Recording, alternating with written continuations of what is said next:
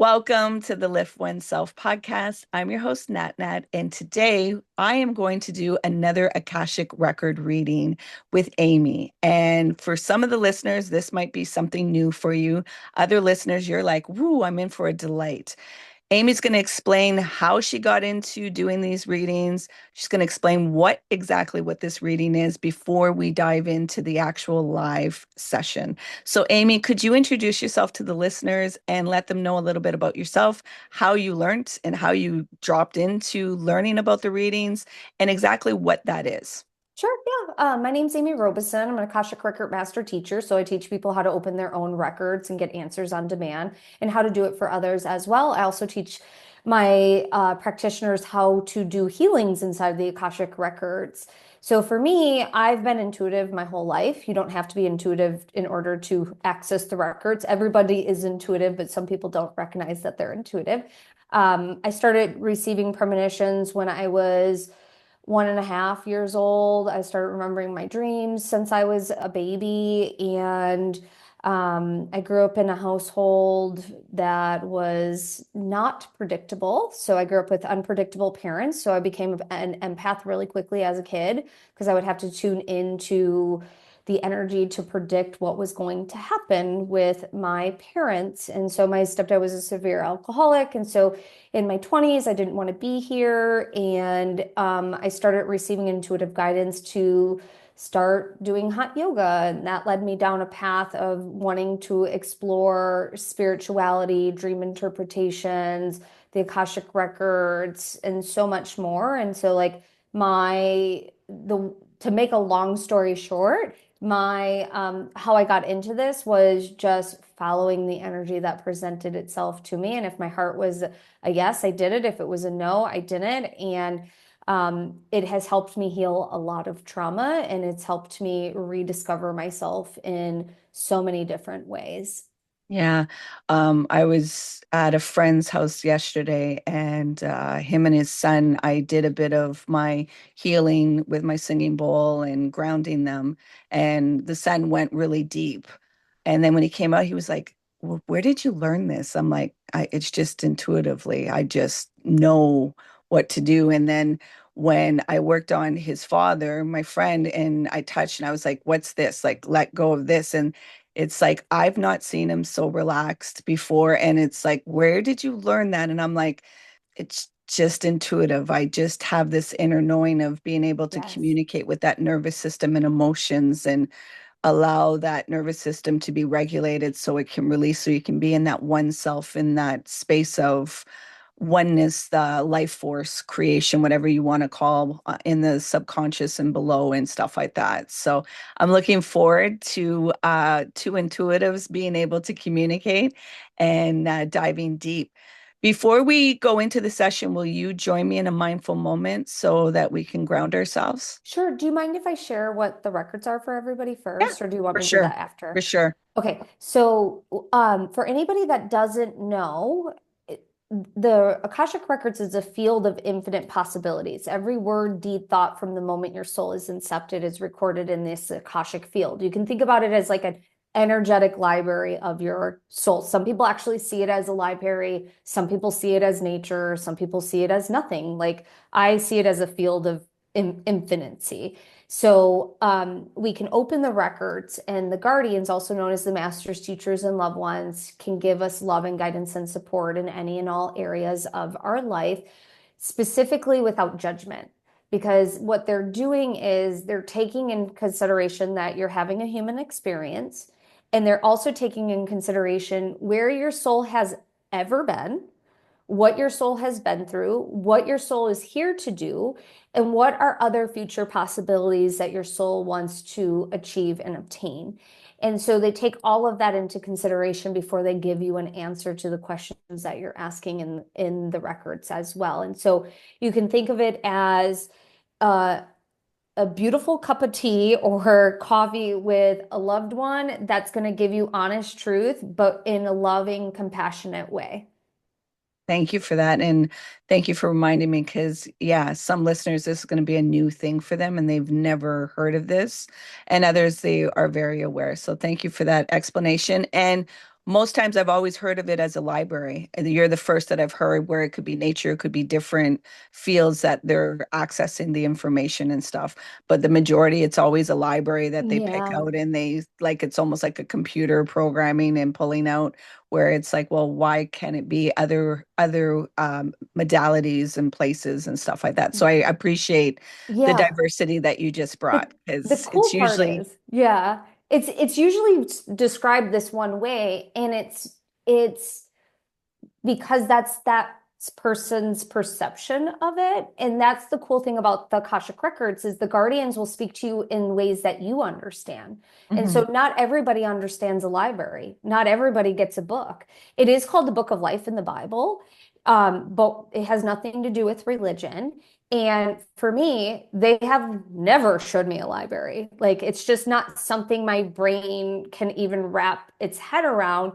But there are people that that's in my, especially in my program called Sacred Awakening, where I teach the Akashic Records, they have seen a library. And then I have people that are like just in a field of daisies. And I'm like, it's wonderful. And for me, I just see it as cosmic energy and sacred geometry. And so it's not, one way is not better than the other. It's what do you understand and how are they speaking to you for you to understand the information that they're sharing with you? And it's such a beautiful thing to witness. Yeah, thank you for that. It just opened up a lot of doors for a lot of people that they thought it could only be this one way, that you're opening up the possibilities of how this communication and this frequency of I call it the other side of love, yet how that can be presented. And just because you're not seeing it that way doesn't mean that you're not doing it properly.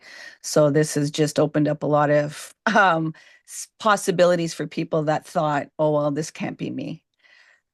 So, as I said, would you join me in a mindful moment Yes, before we go into the live reading? absolutely.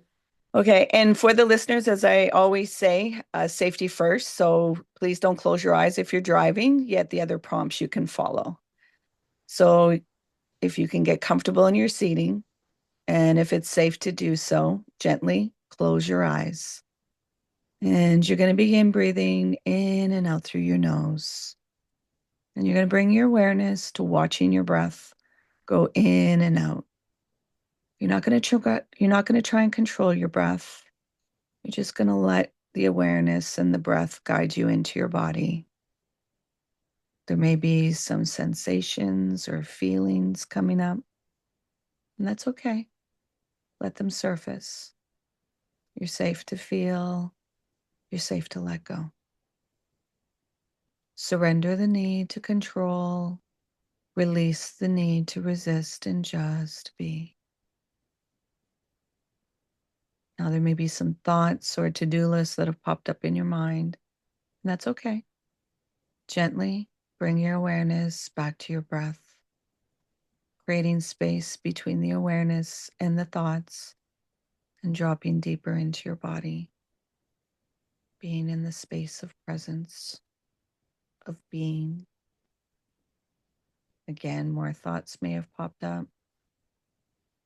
Gently bring your awareness back to your breath, beginning again, creating even more space between the awareness and the thoughts, and completely surrendering into the body, into presence, into being.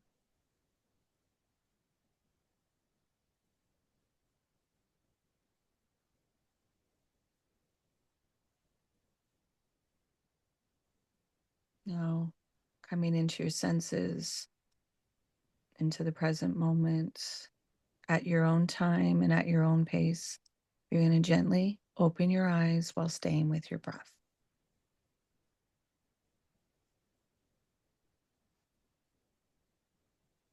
And whenever you're ready, How are you feeling? great. Wonderful. Do you have a question prepared?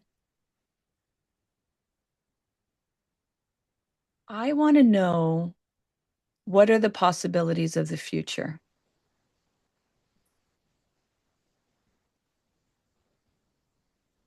I love when the Guardians are a little sarcastic.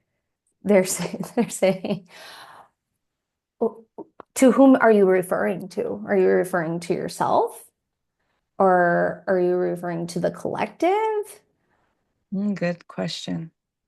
I'm referring to where am I to bring the gift and the knowing that I have into the collective while also supporting me as the individual.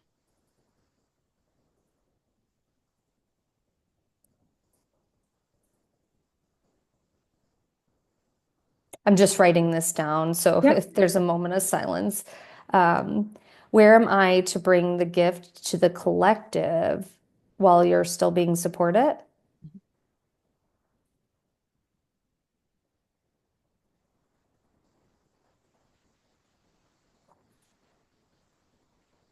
Okay, so I'm gonna go a little off. I'm gonna come back to the question, but they're wanting me to emphasize a word really quickly. So part of your question is where am I to bring the gift to the collective? And where they're wanting to go first is to talk about the collective, because the collective could be your soul tribe. The collective could be the sum of humanity. The collective can be one specific type of collective consciousness. And so part of what they're wanting to emphasize just in the start of this reading is it's really important for you to start understanding what you're asking Mhm. and getting more precise in what you're asking. And this will help you bring your gift out even more into the world because you're lasering in on a very specific way you're wanting to work, the way you're wanting to bring your gifts out, the way that you're wanting to bring your message out. You're casting too wide of a net. And so that's even why they said, well, what do you mean by the first question? And what do you mean by this? And so for anybody that's she's just like wiggling in her skin. Okay, let me be specific. Um, the book that I'm writing, is this the time to release it? Not yet. Not yet, because there's a few more. Are you done completely writing it? No. Okay, there's a few more stories in there that are pertinent that you add them. Like it's so they're so important that you add certain stories into it. And so, do you have like a deadline on when you're going to complete it by? I wanted it completed by September because the Okay, 14 chapters are done. I still have four more to like edit what I've written. There's one chapter that's very personal okay, that I've been advised by one person, my son, not to put that out because of the people that are involved.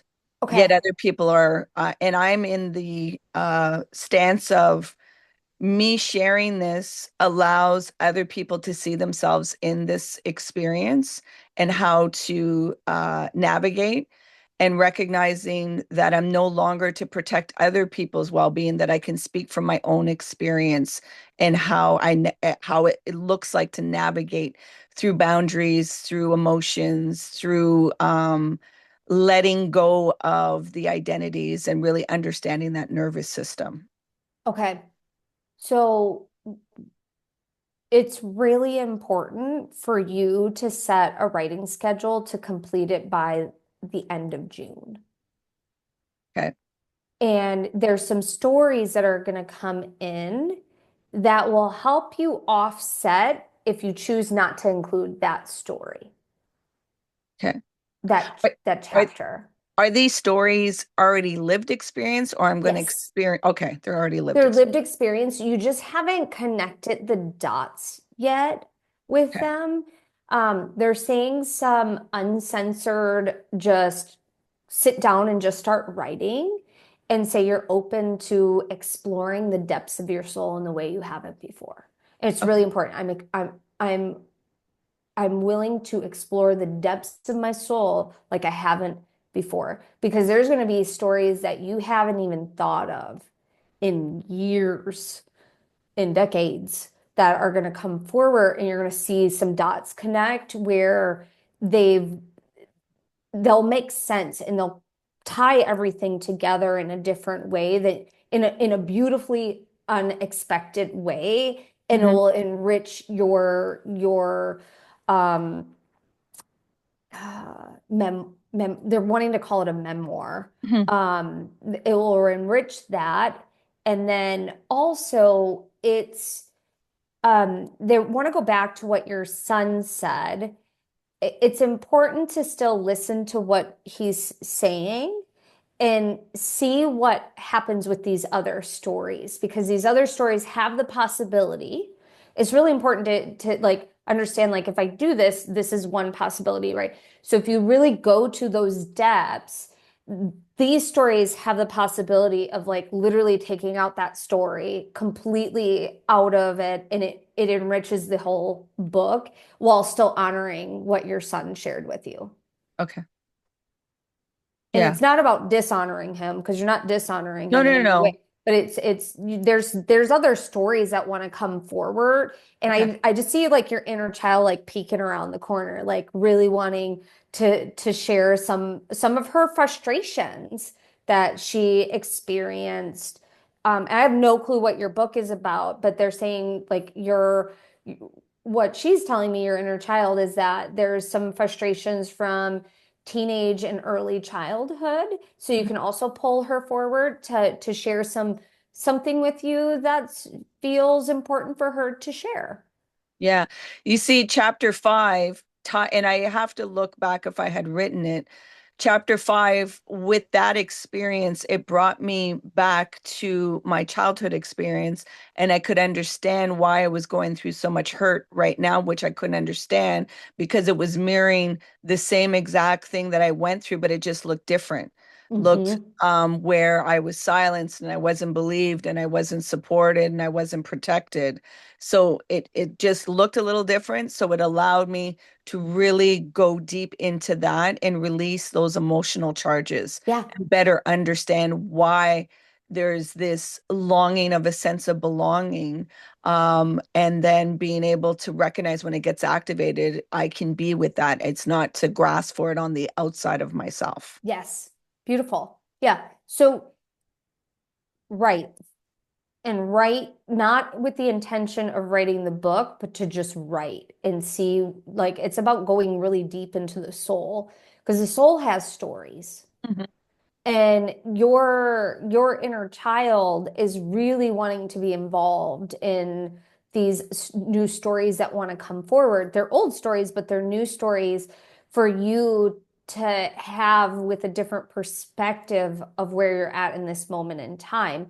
And your inner child will get some really beautiful healing from it because she's been holding on to this stuff for quite some time that she's really wanting to express.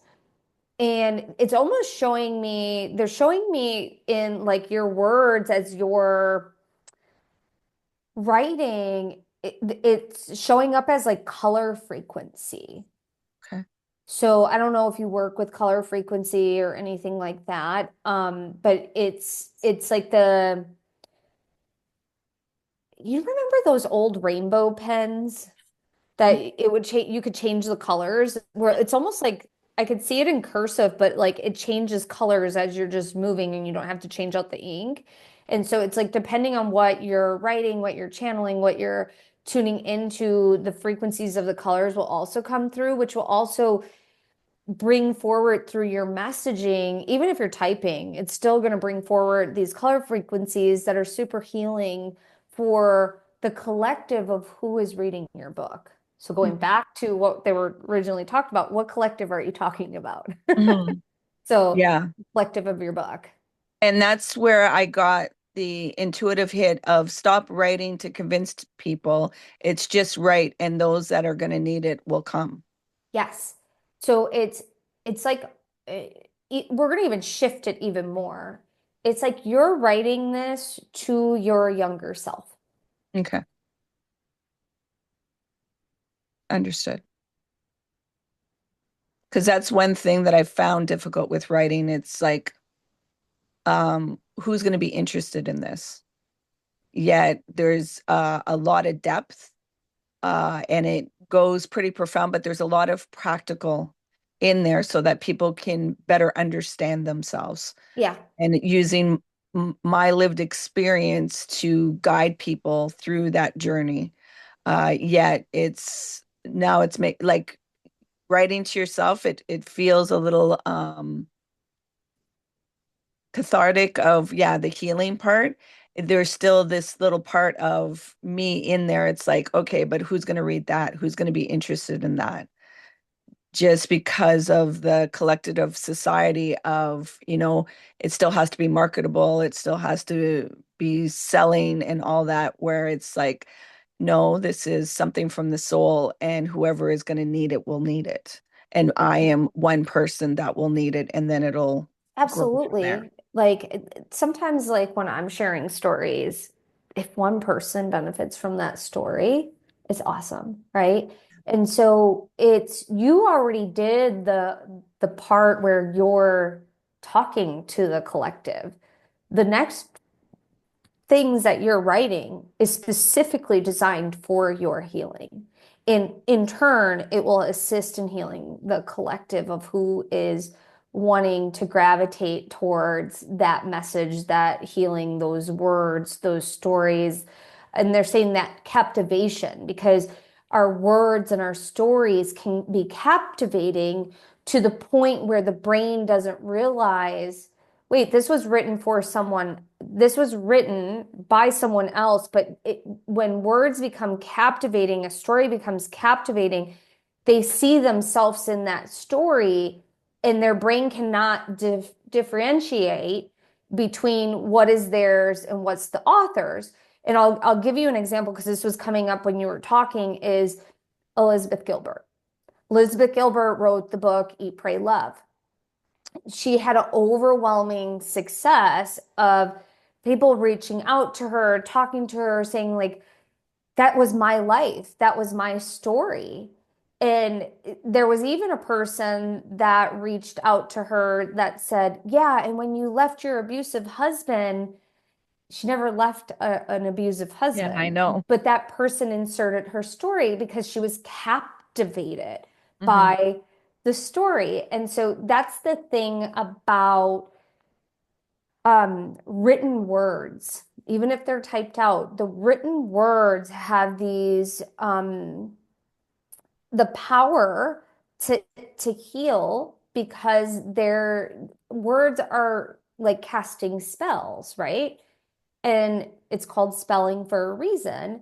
And it's not that you're trying to cast spells, but words do matter. And the way that you put together words and the stories you put together this cohesive, energetic invitation to heal. And so Hmm. don't worry about if you are writing it for people to understand. The rest of the writing is specifically for you. Okay. You've already done all the hard work of like figuring out how to present it in a way where it's digestible and understandable, and like you're very poetic with your words and things like that. So you don't have to worry about that. Just write. Why the deadline by the end of June? It's I was asking that already. It's 'Cause I'm a little conflicted because it was like, okay, not right now is the book ready, and then it's like, but there's a deadline to get it done by the end of June. So, it's the understanding of the question. You said, should I get this book out right away? So their perception of that question is, are we ready to bring it to shelf? okay. Okay. So to bring it into completion of writing, they would like you to complete it by the end of June, because then it gives you the rest of summer to not have this project looming over you, and it will allow you to have more fun. Yeah, that's what I had in mind. The four other chapters to get it edited, get it the chunk of all that editing done, then pass it over to a human editor to do it. And I'd like to launch it by September, October, so that Perfect. it's out in that way. It's still a part of me that feels I guess the fear of putting myself out there and it not being received. Also, the vulnerability also of putting out stories and finally allowing myself to be seen not by others, but seen by myself, that I can share my story and not separate from myself, not dilute it and not minimize it. That I understand that there's a knowing and to trust in that knowing, to trust in that wisdom that I have and to present it without cowering and dimming myself because of ridicule or judgment or perceptions of others. Yeah. So you are going to do great.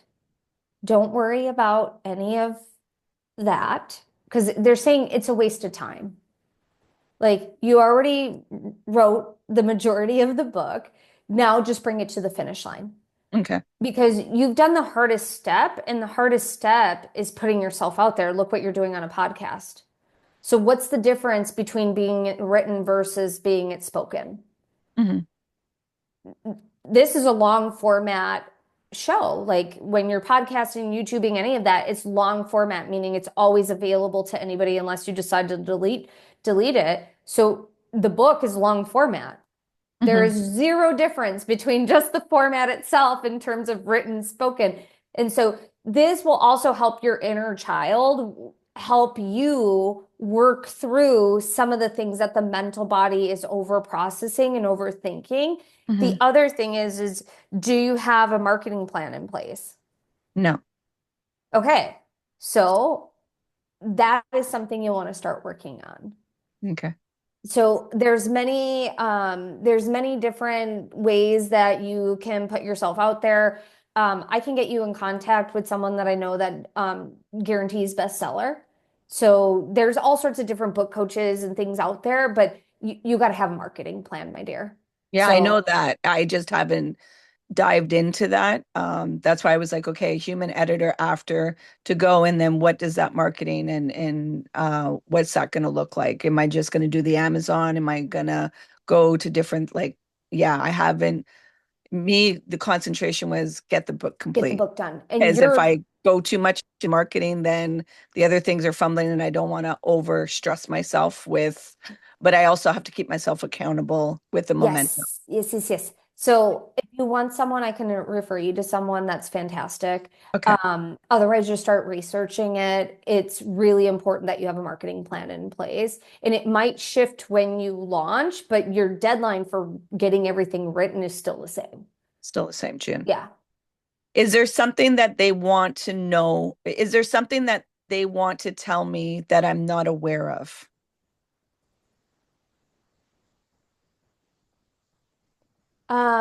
They're saying that peace can be found within the brain. So let me say that slightly different. You are really good at getting centered really quickly. And one of the things that you can do whenever you find that your mental body is overthinking something is say that mantra, peace is found within the brain. So it's not about like recentering, it's actually about redirecting the mind to find peace like it finds peace within the heart. And you'll hear people say, bring the head, bring the mind into the heart, right? That's like you understand that. Still doesn't mean that the mind cooperates.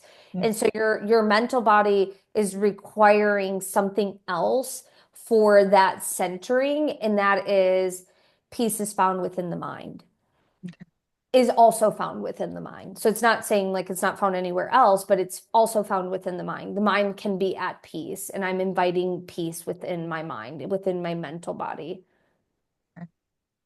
Another question is, should I be using my hands for healing? So this is a yes or no question. Ask it differently. Ask it open-ended. Get more specific. How can I use my hands for healing? How can you use your hands for healing? One is physical touch is really important. And physical touch allows an electrical currency to happen between two people or between the practitioner and themselves.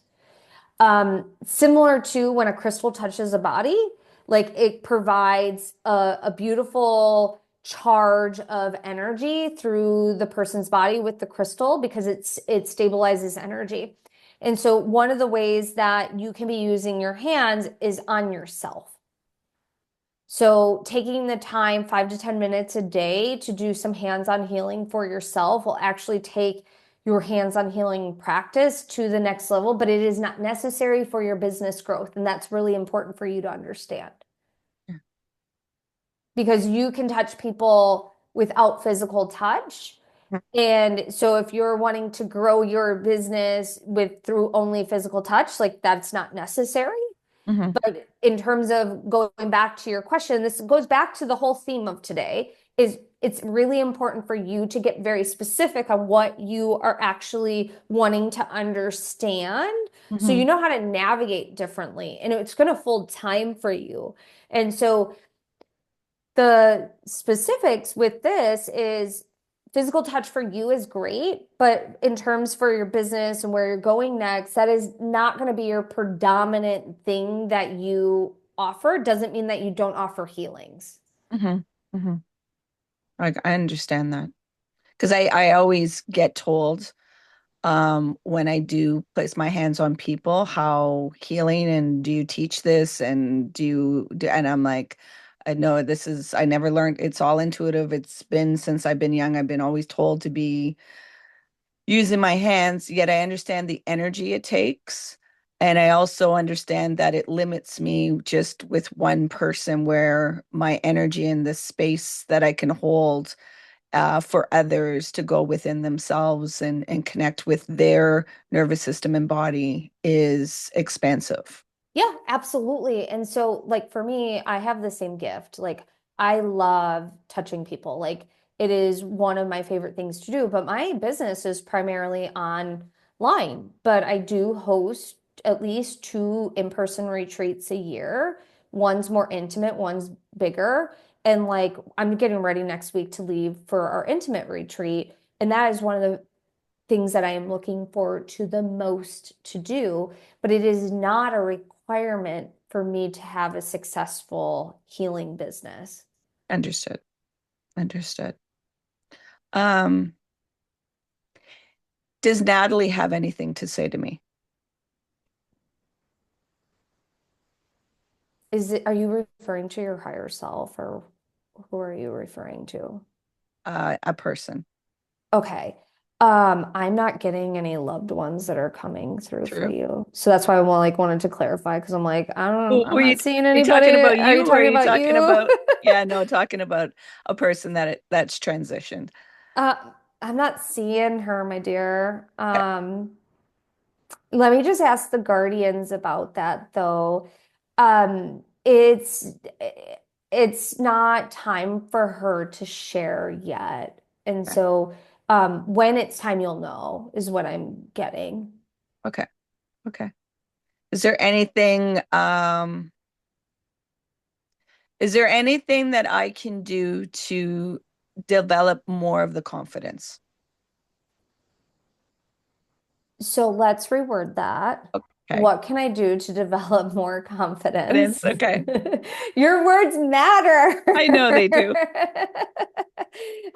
And with how I teach my students too is everything's an open-ended question because if Yeah. you ask a yes or no question, it limits your ability to actually receive in-depth answers. And so, again, what was the question? So, What are the, what can I do to develop more confidence? oh, okay. Um, Set a business plan. Okay. They're showing me that you haven't fully done that yet. You have ideas, but you haven't fully like, this is what I'm doing, this is how I'm doing it, this is the type of income I want to make, this is the type of impact I want to make. And impact before income is always important, but they're saying it's important for you already have the impact. You already know the impact you want to make, but you haven't clearly defined the income. Okay.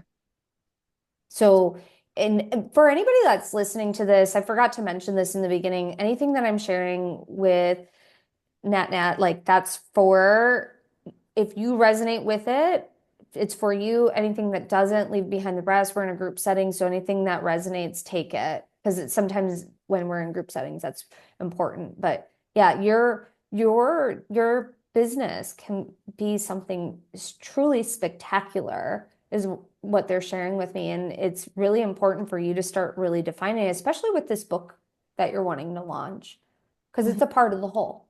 Mhm. Yeah, I know. I know that I'm hiding. I know that the financial is one of the last fears that is blocking me and to really give it definition and call it out. I think, I understand um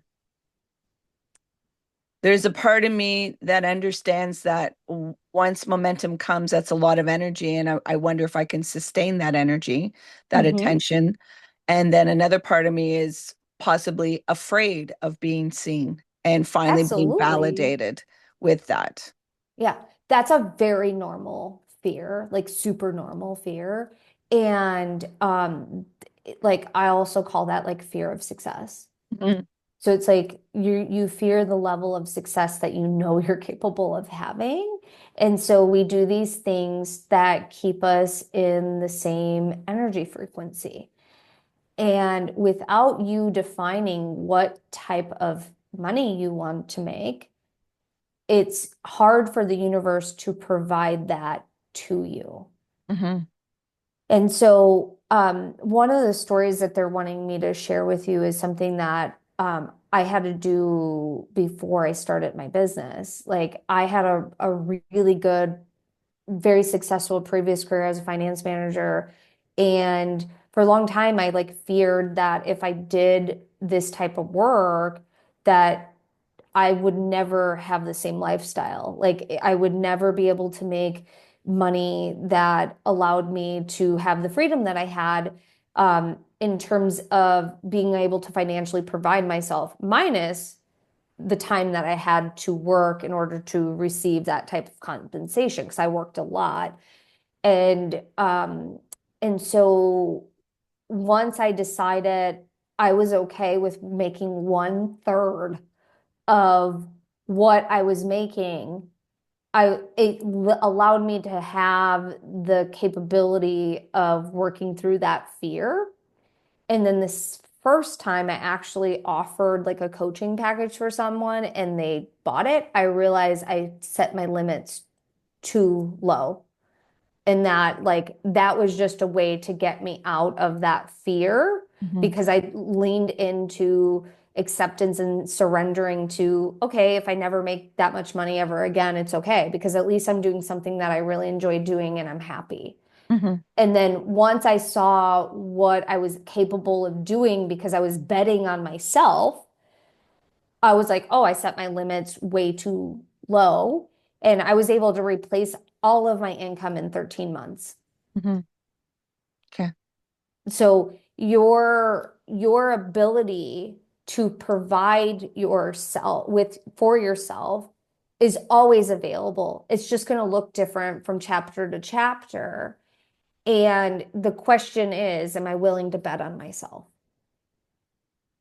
Mhm. And I've done it before, yet it was a different type of surrender. Now to leap again when there's something, it's like, oh, am I, because betting, it doesn't always come out the way that you want it to. So it's Hmm. like, I know in my part, it's like, I don't want to endure pain and suffering again the way that I have in my life. Yeah, totally get that.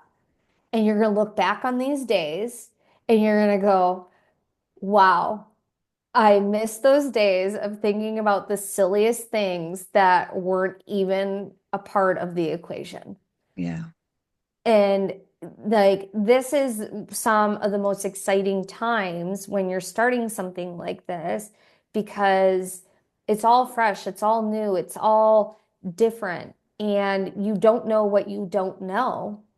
And you have the capability of making something tremendously successful in a way that can provide for you and your family in a way that you didn't think that was possible. And you're doing what you love, and it's taking less time. Understood. Got it. So bet I on yourself. yeah, I know.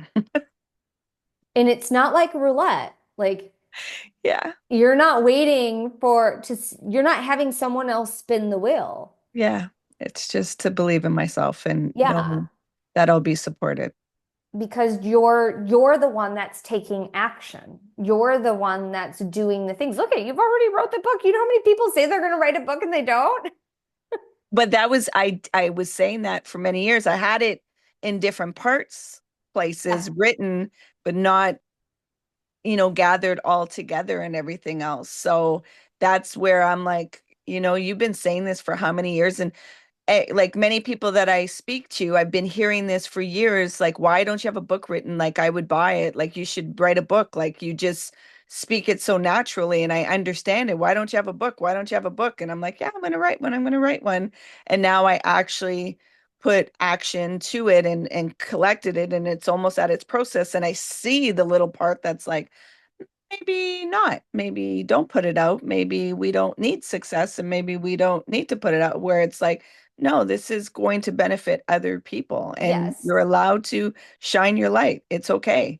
I totally see and feel the part of the abandonment and rejection just is still holding on so tightly of, if you put this out, that will get hit. And it's like, yet, even if it gets hit, I know not to separate from myself, Right. that I'm still that one person. It's all nice to say that, yet to really embody that, I've Hmm. been embodying it. And I know that this is just another experience I have to step into to understand it. Yeah, absolutely. And your guides, your team, and your loved ones are all going to root you on. So just do it. Thank you. Thank you. Just do it. Is there anything else that they want to communicate?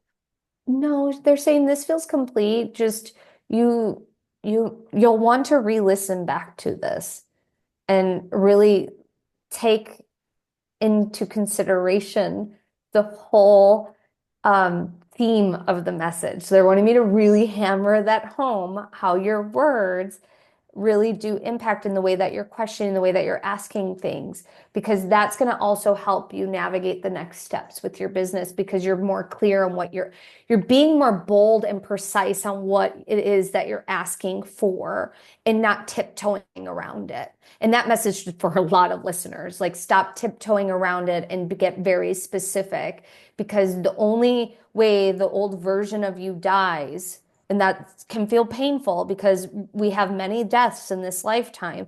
The only way the old version of you dies is by stepping into the new version. And the only way through is through. See, and that's what chapter 5, me publishing it, will die an old version of me and choosing myself rather than being afraid of what my experience and what I went through will be, and letting go of connections that no longer serve, so that I can, rise to the becoming of who it is to choose myself and not Yeah, be choosing other people. yeah. So that Okay, I know many listeners after this want to know, where can I get in contact with Amy? So could you let the listeners know where they can find you? Yeah, so you can go to my website, make sure you put the before it. It's theamyrobeson.com. That's TheamyRobeson.com. If you do backslash free with it, so theamyrobeson.com backslash free, you can sign up for our free sacred gifts. There's 20 plus free healings in there. I also have a podcast called Awakening with Amy Robeson. We're on YouTube, we're on Facebook, Instagram, all those places. I do free group readings on YouTube every once in a while. And then we do like a free Akashic Record class as well, twice a year, and other free master classes as well. So the best thing to do is just get on my list and we'll let you know when something free is coming up because there's always something going on. So, yeah. And do you have something intuitive that would empower the listeners? Yeah, so going back to the idea that we're in a group setting, so whatever resonated with you in this reading, take it, whatever didn't, leave behind the rest. And the most important thing is to slow down to speed up, slow down your words, slow down your thoughts, slow down your actions. Because if you slow down and actually get in your body, in your mind, in your soul, in your spirit, in your heart, You'll see things that you normally don't see.